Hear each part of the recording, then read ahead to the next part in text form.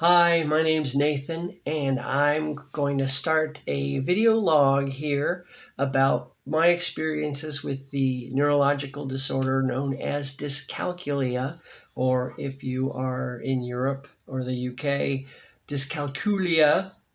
I prefer to say dyscalculia. I think it's a little more American, American pronunciation. Basically, dyscalculia is the same thing as dyslexia, but more focused on numbers and the sequences of numbers. The types of problems that a person can have goes beyond just a child learning 2 plus 2 is 4. It's a lifelong learning disability, and it's usually genetic, but it can also be caused by blunt force trauma to the frontal lobe of the head. It can be caused by stroke.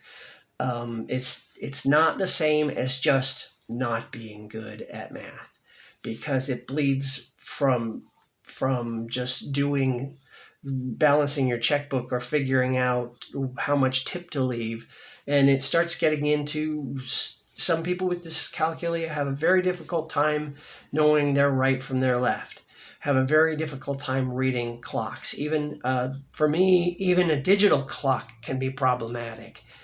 They serve different purposes. I've come up with various different coping mechanisms for dealing with some of these challenges. Now, dyscalculia was first discovered in the early 1900s. It got a little more notoriety and recognition in the 1940s and then again in the 70s. But with the advent of the MRI scan in the 1990s, a lot of these different brain disorders have gotten mapped a little better, and I'm hoping for more research. I'm hoping for more information. The majority of the information that I'm finding online really is focused on early childhood, and it doesn't stop there. That's a documented fact.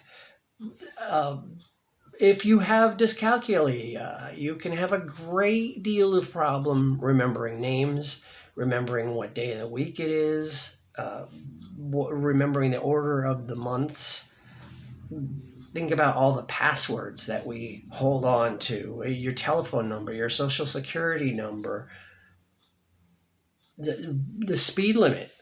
How fast are you going? When are you going to be able to get, how long is it going to take you to get where you're going?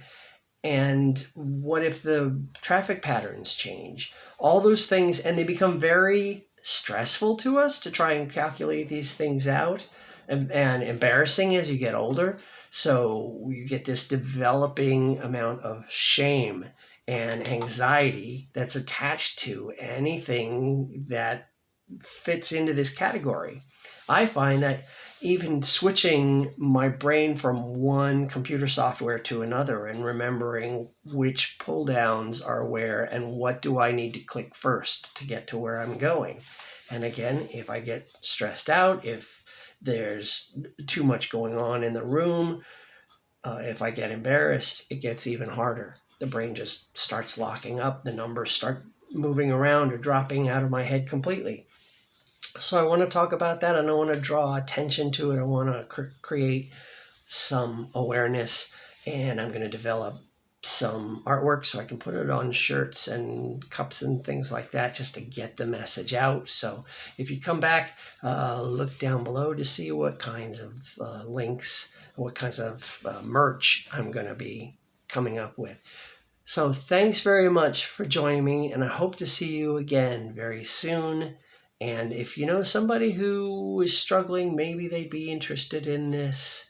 And I'll be interested in hearing from you. So as they say, like, share, and subscribe. And we'll see you next time.